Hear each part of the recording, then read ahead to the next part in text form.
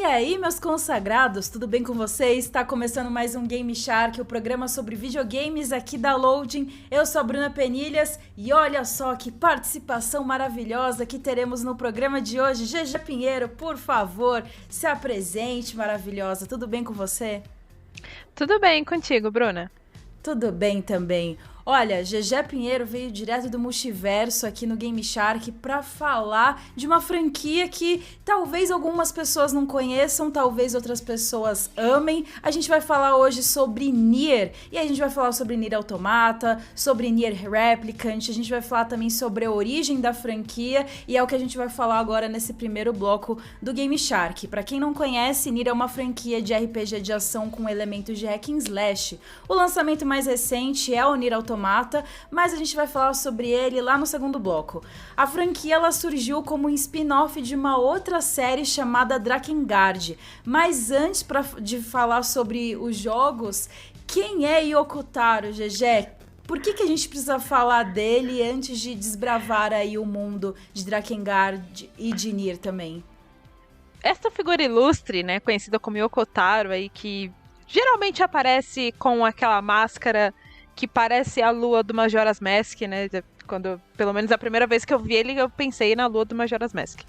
Mas sim, essa figura ilustre, ele é o criador de Drakengard, ele é o criador, por tabela, também do Nier e do Nier Automata. Então eu acho importante a gente falar um pouco dele também, porque a criação dos jogos também está entrelaçada a ele e os seus conceitos, e muito da visão e das ideias e ideais dele também, né? Tá tudo ali no jogo. Ele é uma pessoa muito excêntrica, mas ao mesmo tempo ele é uma pessoa muito diferente, com ideias e coisas que inovaram de certa forma a indústria, então eu acho importante a gente falar dele também. Ele começou ali na Namco, e depois ele foi pra Sony, e aí em 2001 ele foi contratado por um estúdio chamado Cavia para dirigir o primeiro Drakengard, né? Mas ele tem uma fórmula aí que ele costuma usar nos jogos da franquia, né, GG? Uhum. Não só de Drakengard, mas de Nier também. Conta um pouquinho pra gente como que funciona essa cabeça do Yoko Taro. Pois é, então, o Yoko Taro, ele é diretor e roteirista dos jogos dele, né? E no Drakengard, aliás, como você falou, no Drakengard e no Nier, nos dois Nier, ele faz essa roteirização de trás pra frente. Então o que acontece? Ele tem a ideia primeiro de como vai ser o final do jogo, e depois ele vai pensando nas outras coisas. Então até chegar naquele clímax final, ele pensa primeiro no clímax, no final, e aí ele vai complementando com outras coisinhas e vai montando esse roteiro de trás pra frente. Esse é um costume que ele tem de montar as histórias dele, que são histórias boas, não é porque ele começa pelo final que são ruins, são muito boas, na verdade. E nessas histórias ele também traz muitas temáticas como a humanidade né, das pessoas, ou robôs. Ele traz muito a mortalidade também, os ciclos e recomeços, que é algo que a gente até vê, inclusive, nos finais, né? Todos os jogos dele têm múltiplos finais. E não é que você vê um final e acabou, e aí depois se recomeça e tem outro final. Na verdade, cada final vai complementando o outro. Então ele tem muito essa questão dos recomeços, desses ciclos dentro dos jogos dele.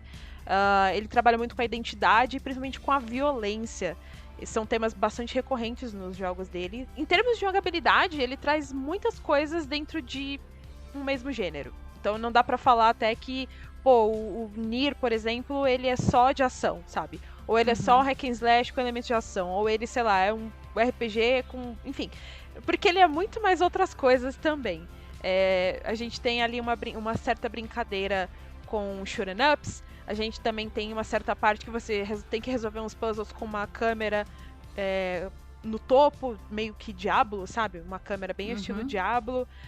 A gente também tem visual novel, então tem momentos que você tem só que ler textinho aparecendo na tela e escolher a opção. Então ele traz essa mistura de gêneros e ele coloca tudo dentro de um mesmo jogo. E o mais legal é que ele não coloca de graça. Todos esses gêneros dentro do mesmo jogo, eles ajudam a contar essa história.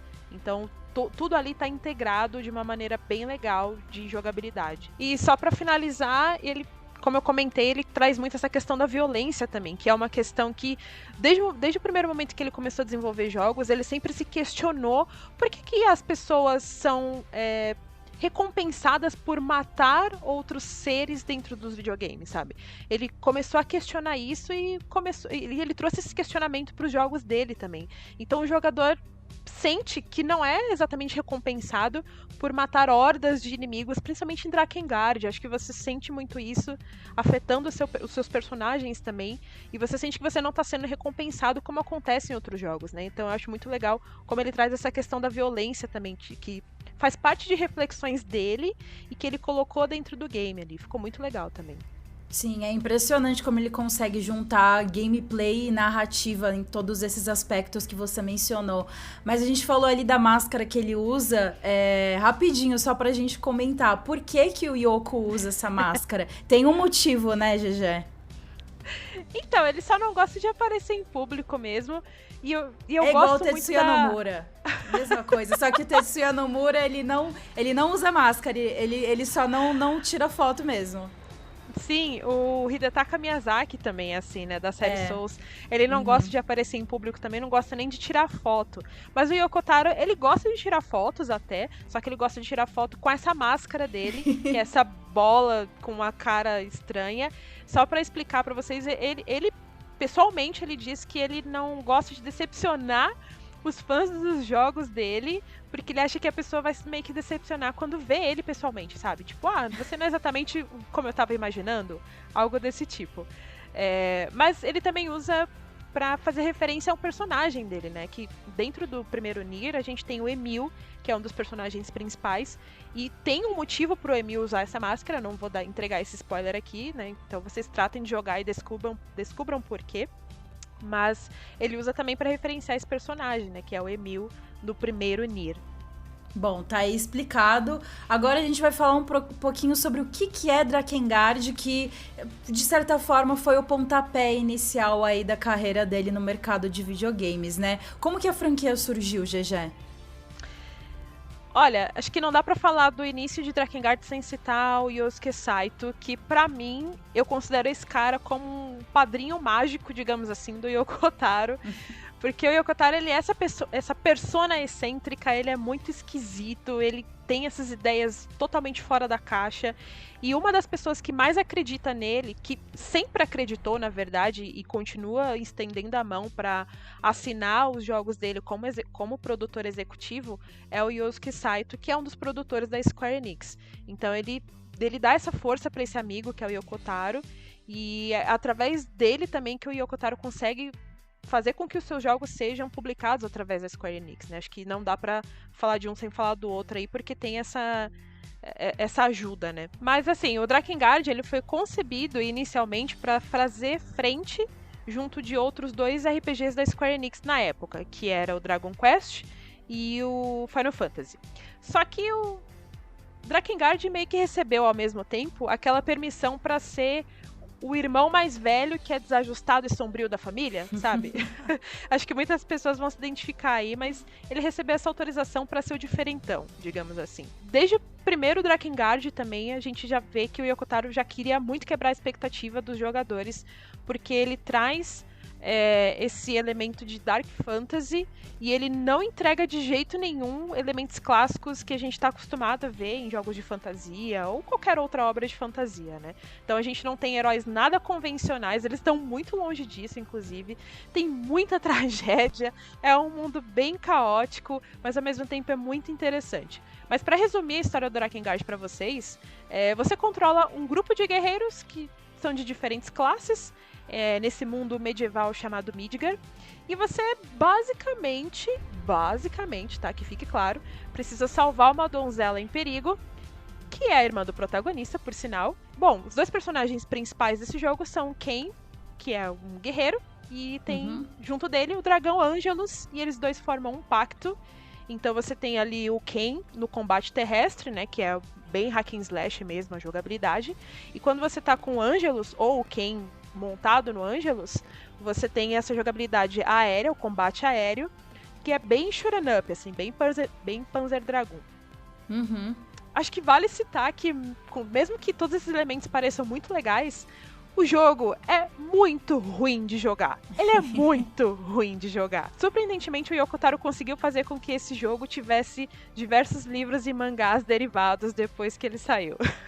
Pois é, sucesso lá no Japão, né? Sim. Bom, agora que você já sabe o que é Drakengard, depois dessa explicação maravilhosa da GG, a gente já pode falar um pouquinho sobre Nier. O primeiro jogo ele foi lançado lá em 2010 para PlayStation 3 e Xbox 360. Ele foi desenvolvido pelo estúdio Cavia e publicado pela Square Enix também. E ele é um spin-off de Drakengard. O primeiro Nier, ele se passa após os acontecimentos do quinto final do primeiro Drakengard. Lembrando que tem mais 2 jogos aí da franquia, né? O Drakengard 3 é relativamente recente, de 2013. Mas que doideira é essa de juntar o universo, GG? É isso mesmo? Sim, a gente tem um final que seria uma piada, mas Yoko Taro levou a sério, pegou esse final aí e fez um outro jogo, que é o Nier. E aí a gente tem as consequências desse final, todas sendo desenroladas no primeiro Nier. E a gente também tem uma questão bem interessante, porque o primeiro Nier, ele foi lançado com 2 versões diferentes, né? Pro Ocidente, eles lançaram o Nier Gestalt, e pro Oriente, eles lançaram o Nier Replicant. Eles são, assim... É o mesmo jogo, é a mesma história.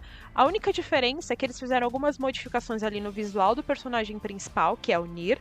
E eles também mudaram a familiaridade dele com uma das personagens principais, que é a Iona, que é uma garotinha que você tem que ajudar também no game. Então, na versão ocidental, o Nier é pai dela, e na versão do Oriente, ele é irmão da Iona. E o gameplay, dá pra falar que melhorou em relação com o Drakengard? Melhorou, mas assim, continua ruim. Tanto que, assim, no remake que eles estão fazendo agora, que é o Replicant, que vai sair agora em abril de 2021, eles chamaram algumas pessoas da Platinum Games, que foi quem fez o Nier Automata, para melhorar esse aspecto da jogabilidade e deixar ele mais parecido, inclusive, com o Nier Automata, né? Porque o do primeiro Nier original, ele era bem ruinzinho mesmo, apesar de não ter mais o combate aéreo, né? Essa é uma das diferenças, como não tem mais dragão, não tem mais combate aéreo, e eles focam a jogabilidade toda no chão mesmo. E aí tem aquelas brincadeiras com gêneros diferentes dentro do mesmo jogo que eu comentei antes. Então você tem lá um pouco de visual novel, tem um pouco de shoot'em up, tem um pouco de visão com a câmera no topo. Tem essas brincadeiras aí no meio do game, mas o básico é ação, é RPG de ação, no caso. Bom, a gente vai falar um pouquinho mais sobre esse relançamento do primeiro Nier no próximo bloco do Game Shark. Agora a gente vai para um rápido intervalo, não sai daí.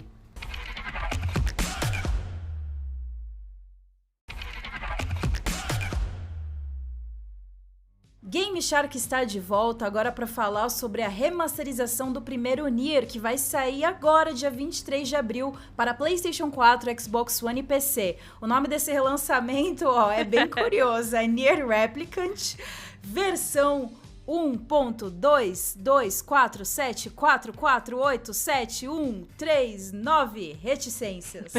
Maravilha. Superou Kingdom Hearts nessa aí. Parabéns. E é tudo da Square Enix, né? GG, quais são as novidades dessa versão? Então, ele é uma remasterização que traz melhorias gráficas, então tem uma resolução melhor, tem textura melhor, iluminação, partículas aprimoradas. Nesse aspecto técnico aí, eles melhoraram tudo pra realmente parecer um jogo de PlayStation 4 e Xbox One e PC também, mas eles não só mudaram no gráfico, então eles aprimoraram também a jogabilidade, tanto que, como eu comentei no bloco anterior, eles pegaram algumas pessoas ali da Platinum Games que trabalharam no Nier Automata e trouxeram ali para deixar a jogabilidade um pouco mais parecida com o do Nier Automata, justamente, né, que virou aí o grande carro-chefe de entrada, de porta de entrada para a franquia, né. Eles também fizeram novas músicas, tem novos diálogos, tem dublagem em todos os diálogos agora, que era algo que não tinha no jogo original. Tem cenas novas, inclusive, porque eu fiquei sabendo. Então, assim, eu tô bem... E tem um final novo! Ah, mas é claro que iam dar um jeito de colocar mais um final. Sim, inclusive parece que é o final canônico, porque o primeiro Nier tem essa questão de que o final canônico tava num livro, e acho que agora eles trouxeram pro jogo. Ai, que bom, olha aí, fica aí a chance também pra quem ainda não jogou. Sim. Agora, pra entrar no clima, bora conferir o trailer de Nier Replicant, que tem uma trilha sonora, show de bola.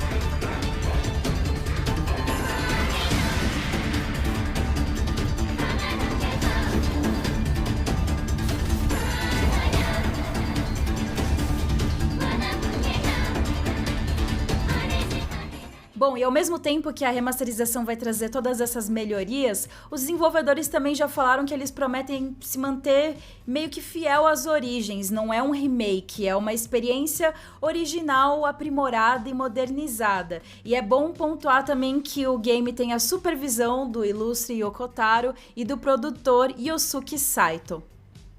O fado madrinho do Yoko Taro. Sim.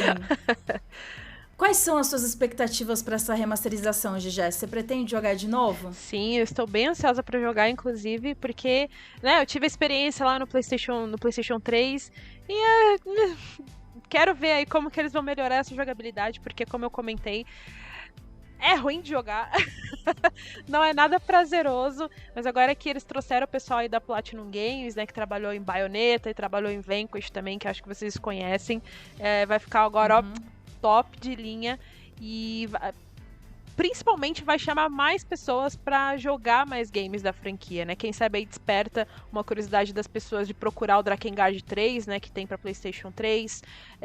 Os jogos de PlayStation 2 já é um pouquinho mais difícil, mas quem sabe desperta essa curiosidade aí. Ou talvez até traga mais pessoas para jogar, de repente, o Nier Automata para quem ainda não jogou, no caso, né? Eu acho que tem também um caminho reverso de tipo que é o meu caminho. Eu joguei Nier Automata, mas eu não joguei o primeiro Nier. Não tive acesso ao jogo quando ele saiu. Então, eu vou fazer esse caminho inverso. Eu vou jogar a remasterização.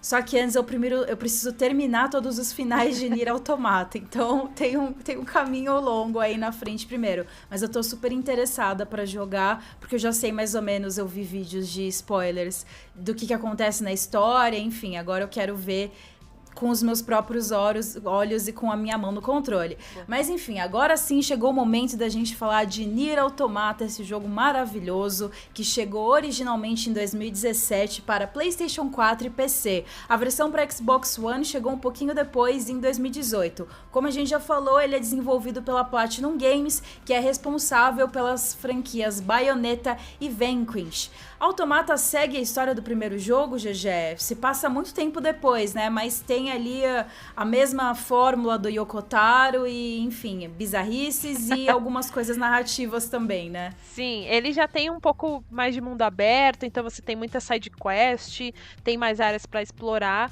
mas como você falou, se passam muitos anos, tipo milhares de anos no futuro, depois do primeiro Nier, e aí a gente tem algumas coisinhas que referenciam o primeiro Nier. Acho até que é importante a gente ressaltar uma coisa que não falamos anteriormente, mas vale pra todos os jogos do Yoko Taro, Drakengard 1, 2, o 2 não, ele não mexeu, mas vale também, o Drakengard 1, 3, o primeiro Nier e o Automata, eles são totalmente independentes. Então você não precisa jogar um para depois jogar o outro. Pode começar por onde você quiser.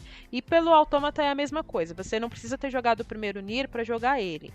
Então a gente tem aí algumas referências do primeiro Nier aqui, mas não é nada que atrapalhe a experiência num todo, né? E eu gosto muito, inclusive, do combate do Nier Automata, porque poxa, foi desenvolvido pela Platinum Games, né? Quem jogou Bayonetta aí sabe o quão gostoso é jogar um game desenvolvido por eles. E não foi exceção aqui no Nier Automata. E assim como no primeiro Nier, o Yoko Taro traz muita brincadeira também de gameplay no meio do jogo. Então você tem sessões do game que viram shoot'em up, viram bullet hell, inclusive. Tem sessões do game que viram visual novel, você só fica lendo o texto e escolhendo a opção.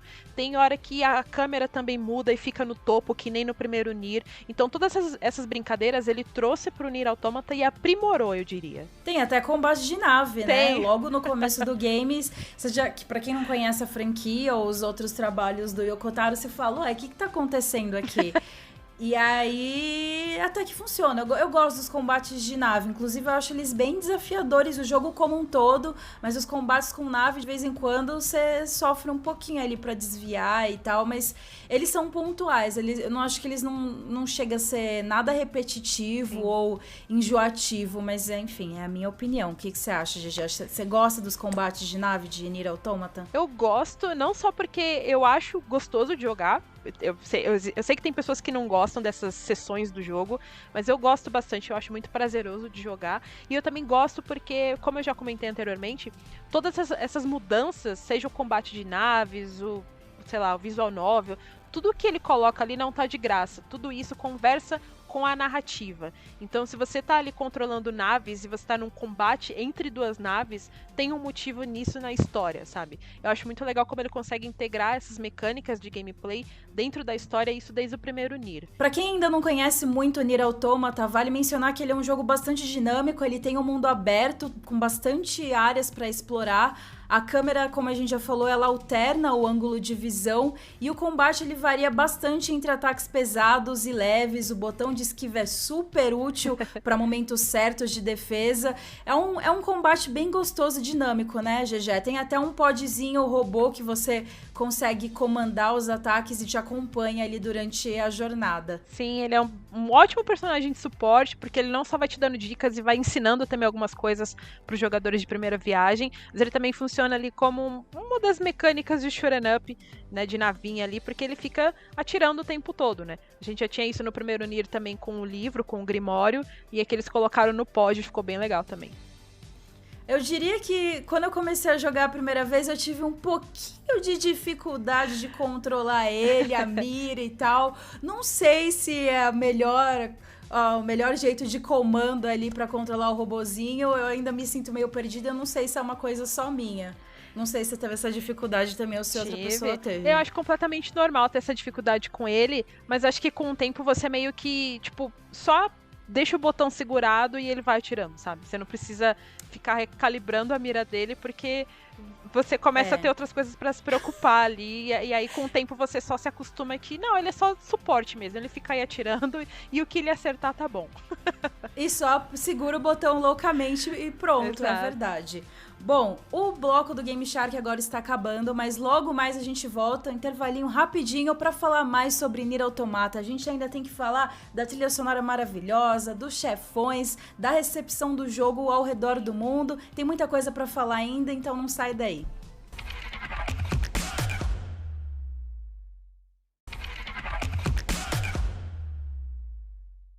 Game Shark sobre Nier está de volta. Uma coisa que eu quero falar aqui contigo, GG, um recurso bem legal que tem em Nier Automata e bem um pouquinho complexo também, que é quando você morre, o seu corpo fica no local onde você foi derrotado, junto dos itens coletados e pontos de experiência. E aí você pode ir lá recuperar o seu corpo e até summonar ele pra... Não summonar, né? Mas, tipo, ressuscitar ele temporariamente pra ser seu aliado durante a batalha. E dá até pra deixar mensagem pra outros jogadores. É bem legal. Como que funciona isso, GG? Então, é uma mecânica que é bem parecida com o que a gente vê em jogos Souls-like. Você tem essa segunda chance de retornar até onde você morreu, né, previamente. E você pode... coletar nos jogos Souls-like, no caso, ou as almas, ou os ecos de sangue que você deixou, e coisas do tipo. E aqui no Nier Automata é mais ou menos isso. Você tem essa chance de ressuscitar o seu antigo corpo, né? Afinal, a gente controla androides. Então, o que acontece? Narrativamente falando, até que faz sentido, porque eles salvam as memórias deles num servidor de backup, né? E aí só enviam para um novo corpo que continua ali a sua jornada, né? Então, dentro da narrativa do jogo faz bastante sentido, mas você tem essa chance aí de ressuscitar esse seu antigo corpo e usar ele temporariamente. E essas mensagens que você deixa também é algo bem parecido com o que a gente vê nos Souls-likes, né? Você pode deixar ali uma mensagem para os outros jogadores saberem como você morreu, ou qual perigo que tem ali, tomar um pouco mais de cuidado, né? Ou até mesmo tirar sarro de você mesmo para os outros rirem de você quando eles chegarem naquela área. Mas enfim, agora sim a gente pode falar rapidamente sobre a narrativa de Nier Automata. O jogo, como a gente já falou, é protagonizado por androides, né? A gente tem ali o 9S e a 2B com todo o seu visual gótico protagonizando o jogo, e tem vários dilemas que a gente vai descobrindo ao longo da narrativa. A gente não vai revelar tudo aqui, óbvio, por conta de spoilers, mas é um jogo futurista em que a Terra está devastada, dominada por máquinas, e esses androides, eles são de uma organização chamada Yorha.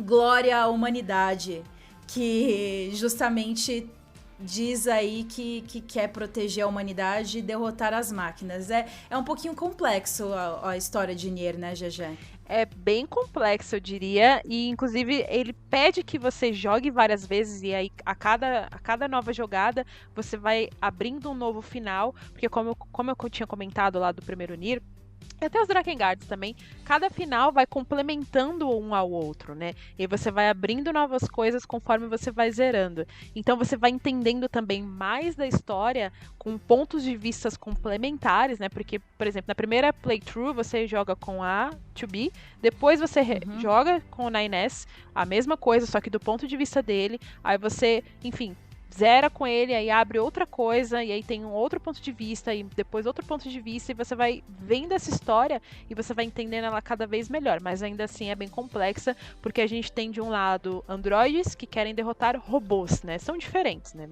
Convenhamos, e eles têm aí essa guerra e, enfim, tem toda a questão da humanidade também, que fica no background, mas não vou falar muito também para não entregar, mas tem a Yorhe que quer proteger o que restou da humanidade, até porque a gente tem esse mundo devastado que está há muitos anos no futuro. A Terra, inclusive, eles falam isso na história, né? A Terra já passou por uma invasão de alienígenas também, e aí eles, enfim, vão contando ali muita coisa. E tem outros personagens também nas sidequests que vão complementando as histórias, né? Não é obrigatório, né? Fica para, se você quiser saber um pouco mais, você vai fazendo essas sidequests e elas vão ajudando também a complementar a história principal. É bem legal. E só para pontuar, são 26 finais em Nier Automata. Sim. Um para cada letra do alfabeto. Eu acho, assim, eu tô falando desse jeito, mas é engraçado. Mas eu acho muito original também. Eu acho muito único que ele fez, o que o Yoko Taro fez para criar essa narrativa. Eu confesso que quando eu cheguei no final B, que é com o 9S, e aí eu tive que rejogar tudo aquilo. Eu tinha acabado de jogar o primeiro com a 2B. Eu falei, eu não acredito que eu vou ter que jogar tudo de novo. Mas aí as coisas vão mudando depois. Sim. Você não precisa rejogar 25, 26 vezes exatamente as mesmas coisas. Exato. E tem bastante surpresas interessantes aí ao decorrer desses finais. Isso. E agora? Diga. Não, eu ia falar só que... Só pra não deixar vocês desesperados, calma, você não precisa zerar 26 vezes fazendo todos esses finais. Os principais são 5. É o A, B, C, D, E. Sim. Só. Depois é uma grande festa, né? Uma grande galhofa. Exato. Com muitas coisas insanas. Agora a gente precisa falar sobre um dos aspectos mais aclamados de Nier Automata, que é a sua trilha sonora. Que, olha, quando eu escutei a primeira vez, eu fiquei com um misto de sensações do que tá acontecendo. Meu Deus, que coisa bonita, que coisa louca, o que eu tô ouvindo? É uma das coisas mais elogiadas do jogo, né, GG? Sim, a gente tem a trilha sonora aí composta pelo Keiichi Okabe, né? Ele já tinha trabalhado antes com Yoko Taro, ele compôs a trilha do Drakengard 3 e do primeiro Nier também, e ele retornou pro Automata. Ele trouxe essas músicas mais puxadas aí pra música clássica mesmo, só que ao mesmo tempo ele mistura também outras coisas ali que complementam bem. Então tem uma grande variedade de melodias. Junto com o Keiichi Okabe, a gente teve também outras pessoas contribuindo para a trilha sonora junto dele, né? Então a gente tem aí algumas faixas que foram feitas pelo Keigo Hoashi, pelo Kuniyuki Takahashi, pelo Shotaro Seo. Então tem várias pessoas aí junto dele, ajudando a criar essa belíssima trilha sonora, que para mim é uma das melhores já feitas. E um aspecto que eu gosto muito da trilha como um todo é que ela também tem essas composições dinâmicas. Então, conforme você vai avançando nos cenários e vai explorando algumas áreas específicas, ou até mesmo a narrativa vai avançando conforme você está ali andando com a 2B ou o 9S, a música vai mudando, ela vai ficando ou mais forte, ou vai entrando vocais, ou o vocal some, ou então entra um coro. É assim, é uma coisa maravilhosa, e você é realmente essa sensação que você falou, assim, tipo, o que tá acontecendo, né? É meio que a sensação no jogo inteiro, não só na trilha sonora. Sim. Mas uma das características que eu mais gosto na trilha de Nier Automata, e eu concordo 100% que é uma das melhores que eu já escutei na minha vida em termos de videogame, é que às vezes algumas músicas têm um vocal, e às vezes esse vocal é de uma língua que não existe. Os compositores, eles falaram que eles tentaram criar uma língua baseada no galaico escocês, só que ao mesmo tempo é uma ideia de como o japonês poderia ser daqui a 1000 anos no universo do jogo. Então, é tudo bem diferente. Tem uns trechos, dependendo da linguagem que você escolhe pra jogar o game, tem alguns trechos de certas músicas que são faladas em inglês, outras em japonês, e é sensacional, GG. Você tem alguma música aí que pega no seu coração, que você ama, a sua música favorita? Olha, não tem como eu não falar da Weight of the World, né, que é o tema de créditos do jogo, que inclusive você ouve ela nesses 3 idiomas, né? Você ouve primeiro no inglês, depois você ouve no japonês, depois você ouve no idioma que, sei lá, é o idioma de Nier Automata. Eu gosto especificamente muito da versão japonesa dessa música, porque tem uma coisa que os fãs meio que teorizam, de que a versão em inglês é que assim, as letras são diferentes, tá? Não é tipo a mesma música só com idioma diferente. As letras também são diferentes. E aí os fãs teorizam que a versão em inglês do Weight of the World é a versão da 2B, e a versão em japonês é a visão do 9S do que tá acontecendo. E quando eu vi isso, inclusive tem até uma encenação na música, se você parar e prestar atenção, a música em japonês, a Seiyu que tá ali cantando, a cantora, ela começa a chorar no final da música. E isso me pegou... Nossa, eu tô até arrepiada só de falar. E além dessa, eu queria muito destacar também a Memories of Dust, que é a que toca no deserto, que eu acho, assim, essa música incrível, meu Deus. Sim, lindíssima. Eu gosto muito de City Ruins, porque é uma das músicas que abre ali o jogo e eu já me senti muito contemplada pela música e pelo visual do jogo, porque deixa tudo muito relaxante, ao mesmo tempo que você tá metendo porrada ali nas maquininhas. Eu gosto muito da música do Pascal também, que tem umas criancinhas cantando, mas acho que mais por conta da sensação, porque quando eu escutei ela pela primeira vez, eu achei ela estranha. E aí eu achei ela meio bizarra. Eu falei, essas criancinhas cantando aqui na vila de robô, gente. Mas no fim das contas eu acho ela genial. Mas eu diria que a minha favorita é Become as Gods, porque eu acho que ela resume o que é Nier Automata pra mim. Tem os robozinhos ali gritando Become as Gods, a música inteira. E aí tem uma adrenalina muito louca também, porque é um momento de correria, de piu-piu-piu no meio do jogo. E eu gosto muito dela. Eu acho que é uma das músicas que eu mais escuto, assim, de Nier Automata. Então aí, ó, uma salva de palmas pra trilha sonora de Nier Automata. Parabéns, tá de pessoal. Parabéns. GG, muito obrigada por compartilhar toda a sua sabedoria aqui com a gente no Game Shark. Aprendi muito contigo sobre Yokotaro. Será que você vai vir aqui um dia explicar a vida, a biografia dele, Hideo Kojima? Eu vou embora, não quero falar disso. Mas muito obrigada por ter me chamado para participar. Eu fico muito feliz quando vocês me convidam. E tendo a oportunidade agora de falar de um dos meus jogos favoritos da vida, eu fiquei, assim, extremamente feliz. Dá pra dizer até que eu zerei a minha vida dentro do Game Shark. Mentira, tem outros jogos também que eu gosto muito de falar. Pegando até o gancho do Hideo Kojima, ó, Metal Gear Solid 2 eu gosto bastante, tá? Bom saber, vou deixar aqui anotado. Obrigada, GG. Obrigada a todo mundo que assistiu o Game Shark de hoje. Um beijo e até mais.